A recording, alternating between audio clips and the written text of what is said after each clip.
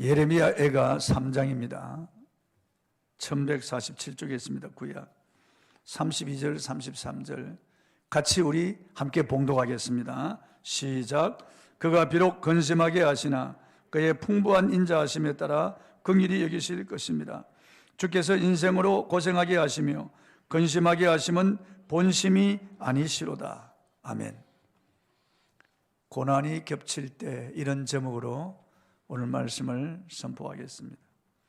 미국의 조지아주의 애틀란타시에 백인 우월주의 사상을 가진 한 잘못된 청년이 권총을 가지고 마사지샵, 스파샵에 들어가서 무차별 총격을 가해서 아시아계 8명이 목숨을 잃었고, 그 가운데 우리 한인 교포 4명이 목숨을 잃었습니다. 참으로 안타까운 일이 아닐 수 없습니다. 이 코로나19 이후에 아시아계 인종을 멸시하는 이런 잘못된 이런 일들이 이 백인들, 흑인들에 의해서 저질러지고 있습니다. 미얀마의 민주화를 요구하는 비무장 민간인들을 향하여 군인들이 총격을 가하고 경찰들이 총격을 가해서 지금 수백 명의 젊은이들이 희생을 당했습니다. 얼마나 이 비참한 일인지 알 수가 없습니다. 이런 만행을 보면서 사람들은 과연 하나님이 계시다면 왜 이런 불행을 보고만 계시는가? 과연 하나님이 계시다면 왜 이런 고난을 막아주시지 않는가? 과연 하나님은 사랑의 하나님이신가? 이런 의문을 가지고 질문합니다. 그러나 성경은 사람들이 이런 고통과 불행을 당하는 것이 하나님께서 보시기에 좋아서 내버려 두는 것이 아니라고 말씀하고 있습니다. 성경은 사탄이 이 세상에서 온갖 악을 행하고 사람들에게 이런 고통을 주지만 하나님께서 정한 때까지 집행을 유예하셨다고 말씀하고 있는 거죠. 하나님이 정한 때가 되면 마귀들을 잡아서 무저갱에 던져 넣는다고 성경은 분명히 말씀하고 있습니다. 본문에서도 인생이 이 땅에서 여러 가지 고통을 당하지만 고통당하게 하는 것이 하나님의 본심이 아니라고 말씀하셨습니다. 본문 33절입니다. 시작. 주께서 인생으로 고생하게 하시며 근심하게 하심은 본심이 아니시로다. 본심이 아니시라면 무엇 때문에 고난을 허락하시는 것입니까? 그것은 내가 고난당할 때 하나님의 마음도 아프시지만 하나님의 선한 목적을 이루시기 위해서 그때까지 고통을 허락하신다는 말씀입니다. 더 나아가 하나님 아버지는 우리들의 고난을 허락하시지만은 우리를 긍휼히 여기신다고 하셨습니다. 본문 32절입니다. 시작. 그가 비록 근심하게 하시나 그의 풍부한 인자하심에 따라 긍휼히 여기실 것입니다. 여기서 그의 풍부한 인자하심은 히브리어로 헤세드로서 하나님의 다함이 없는 인자와 인애를 말하는 것이고, 긍휼히 계신다는 것은 히브리어로 외리함으로써 죄를 향하여 불타는 사랑을 가지고 불쌍히 여겨서 동정하신다는 그런 뜻입니다. 그러므로 이런 고통과 환난이 우리에게 주어질 때 당시에 우리는 힘들고 고통스러워 하나님에 대해서 의문을 가지지만은 하나님은 우리가 고난당하실 때 인애하심과 불쌍히 계시는 마음으로 우리를 지켜보신다고 하는 것을 분명히 우리가 알아야 하겠습니다. 하나님을 사랑하는 자, 그 뜻대로 부르심을 입은 자들에게는 모든 것이 합력하여 선을 이룬다고 로마서 8장 28절에 말씀하고 있습니다. 본문의 예레미야 선지자에게 다가온 환난은 이루 말할 수 없는 큰 고통과 슬픔이었습니다. 예레미야가 3장 19절입니다. 읽어보겠습니다. 시작. 내 고초와 재난 곧 쑥과 담즙을 기억하소서. 제가 아주 오래전에 미국의 난가주에 있는 헬로식 교회 부흥회를 인도하러 갔습니다. 부흥회 인도하러 간 첫날 밤에 복통이 일어나서 제가 견딜 수 밤새도록 배를 움켜쥐고 계속 토하고 그 고통을 감내했습니다. 그리고 그 다음날 이건호 목사님 불러서 병원에 갔더니만 그 동네 병원에서 잘 모른다는 거죠. 큰 병원에 가보라는 거죠. 그래서 큰 병원에 가려고 미리 신청을 한 다음에 그날 밤을 또 지나는데 얼마나 고통스러운지 알 수 없습니다. 대기하고 있는 가운데 제가 미국 국적이 아니기 때문에 그냥 대기할 수밖에 없었어요. 대기하는 가운데 다시 또 복통이 일어나서 이근호 목사님 집으로 가서 거기서 하룻밤을 배를 움켜쥐고 또 고통 속에 지내면서 그 다음날 아침에 막 토가 일어나서 화장실에 가서 토하는데 썰개가 터져가지고 새파란 담즙이 막 올라오는 거예요. 그걸 무수히 토해냈습니다. 그래서 저는 이 쑥과 담즙을 기업하옵소서라고 하는 이 말씀을 이해할 수 있을 것 같아요. 얼마나 고통스러우면 그 고통을 쑥과 담즙이라고 표현했느냐. 이 썰개가 썩어서 그게 담즙이 입으로 토해놓는 것, 쑥과 담즙. 인간으로서 당할 때 최고의 그런 고난과 고통을 쑥과 담즙이라고 표현한 것입니다. 나라가 망하고 바벨론에서 짓밟히고 여인들은 강간당하고 예루살렘은 다 파괴되고 성전은 불타버렸습니다. 반반한 젊은이들은 전부 다 쇠사슬에 묶인 채로 바벨론으로 끌려가는 장면을 보면서 예레미야 선지자의 눈에 피눈물이 흐르는 거죠. 속이 터져 나갈 것 같은 이런 고통 가운데 그는 그것을 쑥과 담즙이라고 표현한 것입니다. 그런데 이런 쑥과 담즙의 큰 고통 가운데서도 하나님의 계시를 받은 선지자는 소망이 있다고 했습니다. 예레미야가 3장 21절입니다. 읽어보겠습니다. 시작. 이것을 내가 내 마음에 담아두었더니 그것이 오히려 나의 소망이 되었사오면, 이 쑥과 담즙의 고통을 그가 마음에 담아두었, 너무나 속이 썩어져가는 이런 고통, 그런 아픔이었지만은 하나님께서 깨닫게 해주시니까 그게 그의 소망이 되었다는 거죠. 소망이 되었다는 거죠. 하나님의 선한 목적이 있다고 하는 것을 알았습니다. 코로나19에 감염되어서 양성 확인을 받은 사람들은 다 따로 격리되기 위해서 태릉 이런 데로 가서 가족들과 떨어져서 거기서 지내는 겁니다. 그 병이 나을 때까지요. 어쩔 수 없는 겁니다. 직장도 사업도 포기하고 가족을 떠나서 격리되어서 낯선 사람과 둘이서 함께 한 방에서 그 고통의 기간을 지내야 되는 겁니다. 그건 고통을 위한 고통이 아니고 살리기 위해서 국가에서 그렇게 하는 거예요. 고통을 주기 위해서 그렇게 잡아가고 그렇게 격리시키고 그렇게 방에 가두고 그렇게 하질 않습니다. 치료하기 위해서 살리는 목적으로, 그리고 또 다른 사람들과의 간염을 막기 위해서, 확산 반지를 위해서 그렇게 하는 거죠. 하나님께서 이스라엘 백성들을 바벨론으로 데려가시는 것은 그대로 두면 타락하고 죄로 만연된 이스라엘 백성들이 하나님을 완전히 잃어버리고 그야말로 멸망을 당할 수밖에 없기 때문에 하나님은 그들을 살리기 위해서 바벨론으로 옮기신 거예요. 거기서 하나님을 찾도록 하고 다시 신앙을 회복시켜서 돌아오게 하시는 하나님의 선한 목적이 있다고 하는 것을 예레미야 선지자는 깨닫고 소망이 있다고 하는 것, 소망이 있다고 하는 겁니다. 그렇다면 과연 우리에게도 살아가면서 크고 작은 이런 환난과 고통이 다가오는데 이런 고통이 과연 유익이 되겠습니까? 그럼요, 유익이 됩니다. 우리에게 여러 가지 작고 큰 고난이 다가올 때 그 고난을 통해서 하나님을 찾기만 하면은 우리에게 고난은 유익이 되는 거죠. 시편 119편에도 보면 고난당하는 것이 내게 유익이라. 고난당하기 전에는 내가 그릇 행하였더니 고난을 당함으로 주의 율례와 법도를 배우게 되었나이다 라고 고백한 것입니다. 그러므로 고난을 당하게 하는 것은 고난을 당할 때 하나님을 찾게 하시는 하나님의 선한 목적이 있습니다. 모기가 물면 손이 올라가듯이, 가려우면 긁듯이, 어려움이 오면은 하나님을 찾으라고 하는 신호인 줄 알고 우리는 하나님을 찾아야 되겠습니다. 어린아이들이 낮에 밖에 나가서 놀 때 전에 아빠 엄마 집 생각 안 하고 친구들과 재미있게 정신없이 놉니다. 그러다가 갑자기 위험한 일을 당할 때 엄마하고 집으로 뛰어와서 엄마 품에 들어오는 것입니다.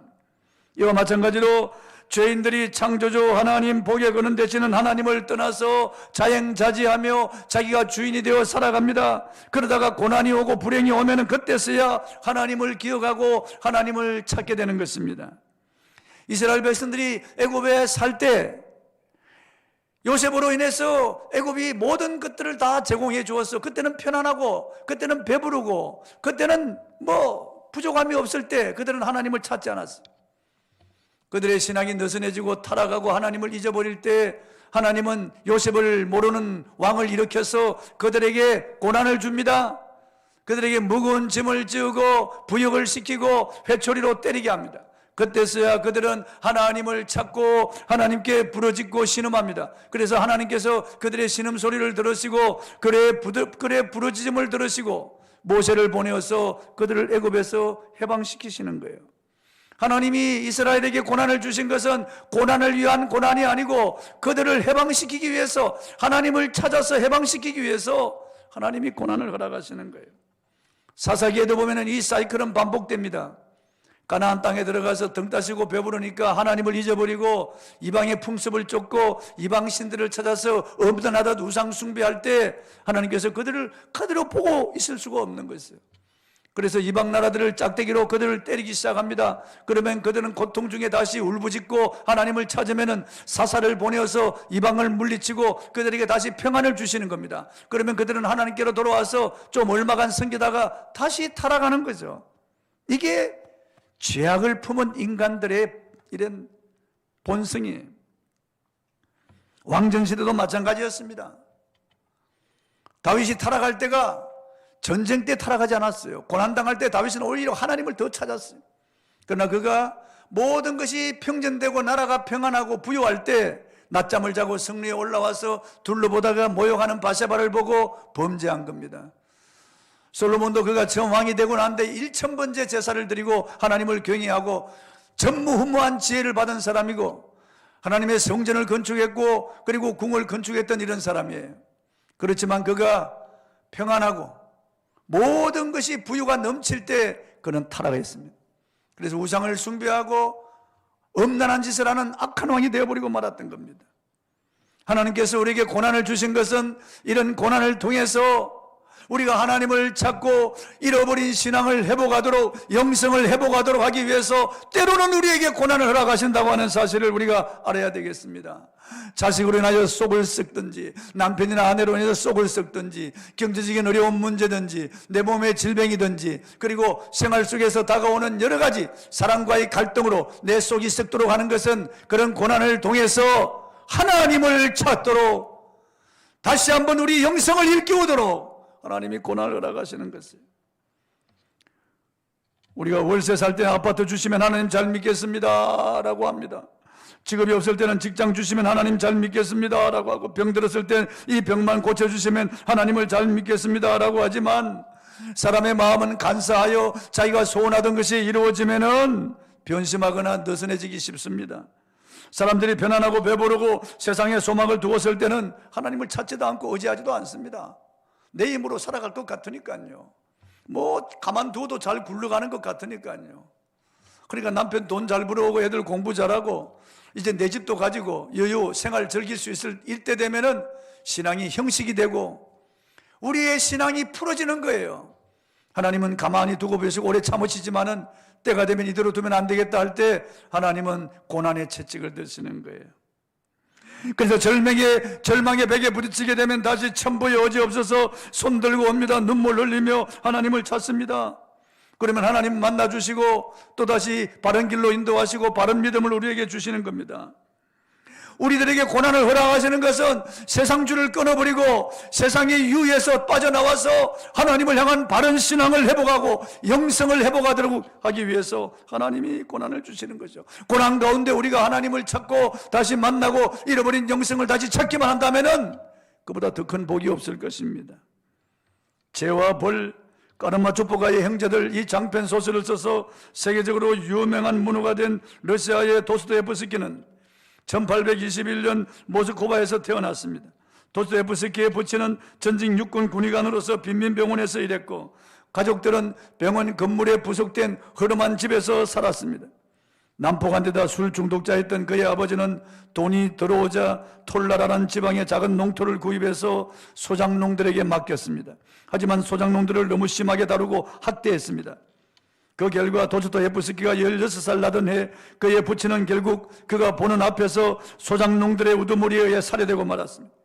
이 무서운 충격으로 인해 도스토옙스키는 간질병이 생겼고 그 간질병은 일생 동안 도스토옙스키를 괴롭혔습니다. 28살 나던 해 1848년 도스토옙스키는 잘못된 정치단체에 가입하였다는 제목으로 체포되었습니다. 소위 페트라셰프스키 사건이라고 불리는 것으로 법정에서 도스토옙스키는 총살형을 선고받았습니다. 그런데 1849년 사형 집행이 되던 날 도스토옙스키는 총살형을 당하기 위해 기둥에 묶였습니다. 그런데 기적이 일어났습니다. 막 총살을 집행하려는 순간 황제의 사면령을 받아서 기적적으로 되살아났습니다. 그는 기적적으로 살아났지만은 죄수들과 함께 유배지인 시베리아 옴스크로 향하는 기차를 탔습니다. 열차가 잠시 토벌스크라고 하는 이름의 시골역에 멈춰섰을 때 그 죄수들을 위로하기 위해서 장교 부인들이 음료수를 가지고 나와서 그들에게 나누어 주었습니다. 도스토옙스키에게도 한 장교 아내가 더운 차를 내밀었습니다. 그는 눈앞에 다가온 공포 때문에 그것을 거절했습니다. 그러자 장교의 아내는 가슴 속에서 작은 책 한 권을 꺼내서 그의 손에 쥐어주었습니다. 그 작은 책은 신약 성경이었습니다. 옴스크 수용소 안에서 고통의 나날을 보내며 그는 신약 성경을 읽었습니다. 그리고 그 고난 가운데 행인 미하엘에게 이런 편지를 보냈습니다. 형, 난 다시 태어났어. 난 최고에 이를 것이야. 그는 성경을 읽다가 거듭났고 그 고난 가운데 그는 하나님을 만나고 그는 하나님에 대한 확신을 가지게 되었습니다. 그는 간질병이라고 하는 이런 고난과 사형소에서 극적으로 살아난 이런 고난과 옴스크 수용소에서 유배생활하면서 당한 이런 고난 가운데서 하나님을 만났고 그는 하나님을 만난 신앙으로 죄와 벌 같은 이런 신앙이 깃든 이런 책을 썼고 까르마초프가의 형제들 이런 신앙이 깃든 이런 책을 썼던 것입니다. 대부분의 사람들은 편안하고 안락한 생활을 즐길 때 타락합니다. 세상 즐거움이 들어오면 신앙은 변질되기 마련이에요. 그래서 성경은 세상과 벗한 것이 하나님과 원수된 줄 알지 못하느냐고 말한 것입니다. 세상과 벗한 것이 곧 간음하는 죄인 줄 알지 못하느냐고 성경은 경고하고 있는 거죠.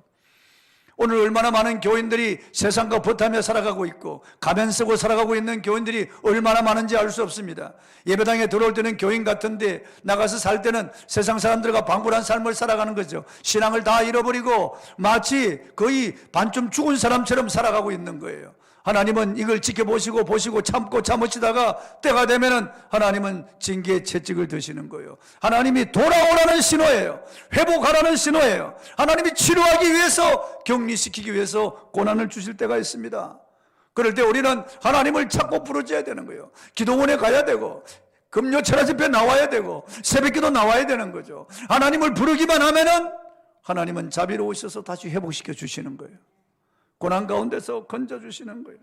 대개 신앙 간증을 들어보면은 사랑하는 남편이나 아내나 자식이 병들어 죽어가거나 철석같이 믿었던 남편이나 아내가 바람을 피우거나 사업이 무너지거나 직장을 잃었거나 믿었던 사람으로부터 배신을 당했을 때 그 고통으로 쑥과 담즙을 흘리며 눈물을 흘리며 하나님의 이름을 부를 때 하나님을 만나고 신앙이 회복되고 영적으로 성장하는 그런 고난의 담금질을 하지만은 정금같이 나오듯이 그런 고난 가운데 살아계신 하나님을 다시 확신하고 다시 신앙으로 무장하는 이런 경우를 많이 보는 것입니다. 우리들 가운데 편안하고 모든 것이 잘 된다면 아마 예수 안 믿을 사람들도 이 가운데 있었을지 모릅니다. 그러므로 이런 환난과 고통이 그 당시에는 쓰리고 아프지만은 이런 고통을 주신 것은 고통을 통하여 하나님의 자녀들이 다시 하나님을 찾게 하기 위함이요 다시 신앙을 회복하기 위함이요 다시 하나님이 쓰시는 사람으로 정금같이 만들게 하기 위함인 줄 믿고 고난당할 때 하나님을 부르시길 바랍니다. 부르짖어 기도하시기를 바랍니다. 예레미야가 3장 25절 26절입니다. 읽어보겠습니다. 시작. 기다리는 자들에게나 구하는 영혼들에게 여호와는 선하시도다. 사람이 여호와의 구원을 바라고 잠잠히 기다림이 좋도다. 그렇습니다. 고난당할 때 불평원망하거나 고난당할 때 뒤로 물러가거나 낙담 절망할 것이 아니고 고난당할 때 하나님을 구하고 기다려야 되는 거죠. 저도 그랬습니다. 시편 40편 1절 3절에 보면은 내가 여호와를 기다렸더니 그가 귀를 기울이사 나의 부르짖음을 들으셨도다. 그가 나를 기가 막힐 웅덩이와 수렁에서 건져 올리시고 내 발을 반석에 두사 내 걸음을 견고케 하셨도다. 새노래 곧 우리 하나님께 올릴 찬송을 내 입에 두셨으니 많은 사람이 이를 보고 두려워하여 여호와를 의지하리로다 라고 한 것입니다.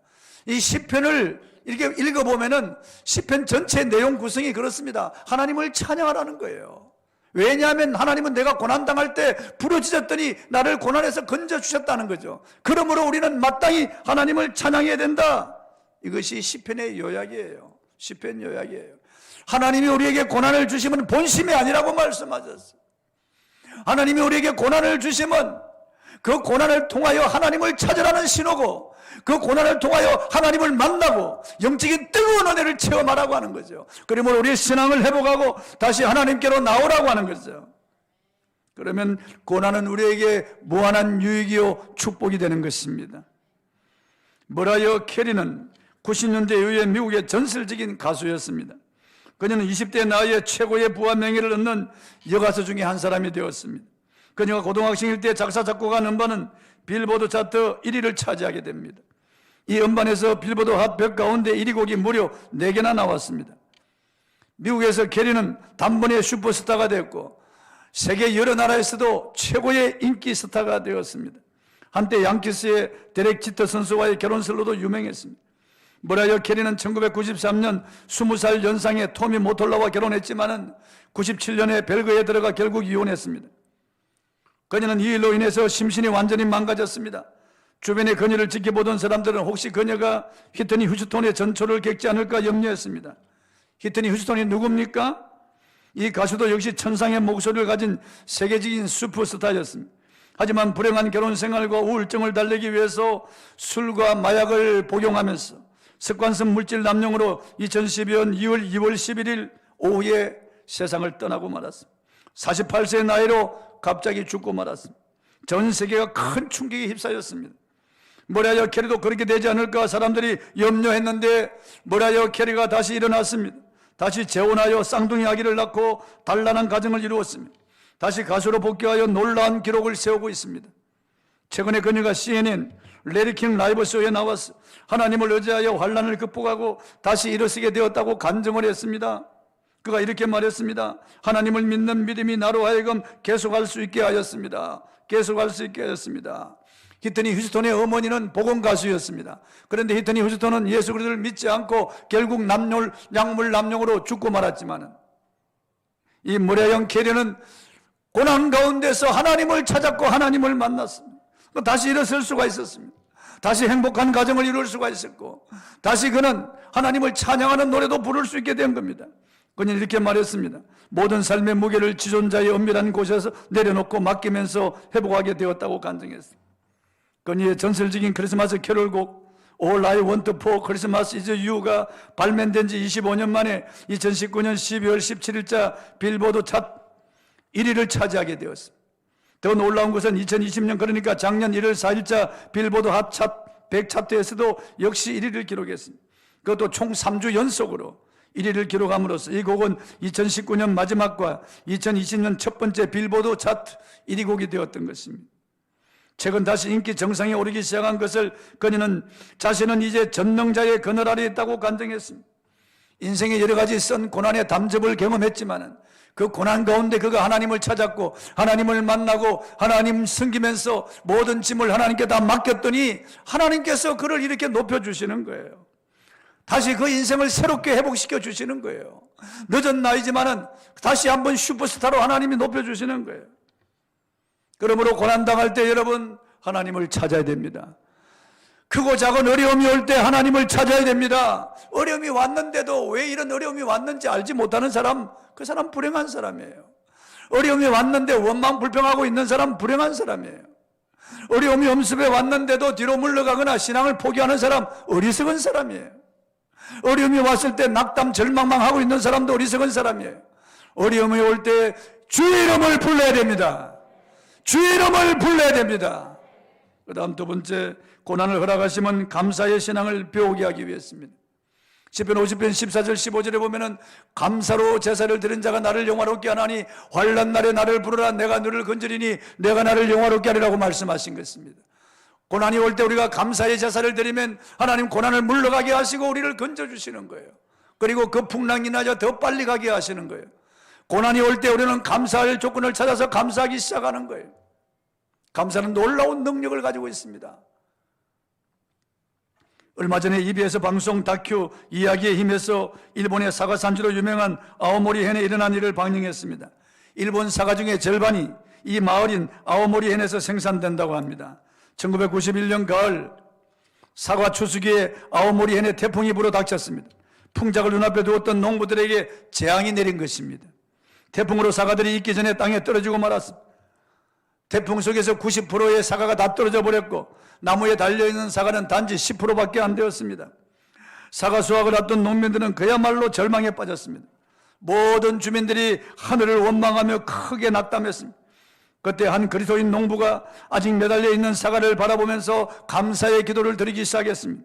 아직 매달려 있는 사과들이 있으니 감사하다는 것이었습니다.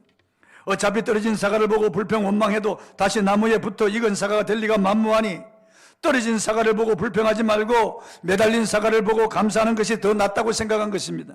그가 매달린 사과로 인하여 감사하기 시작할 때 하나님이 그에게 아이디어를 주셨습니다.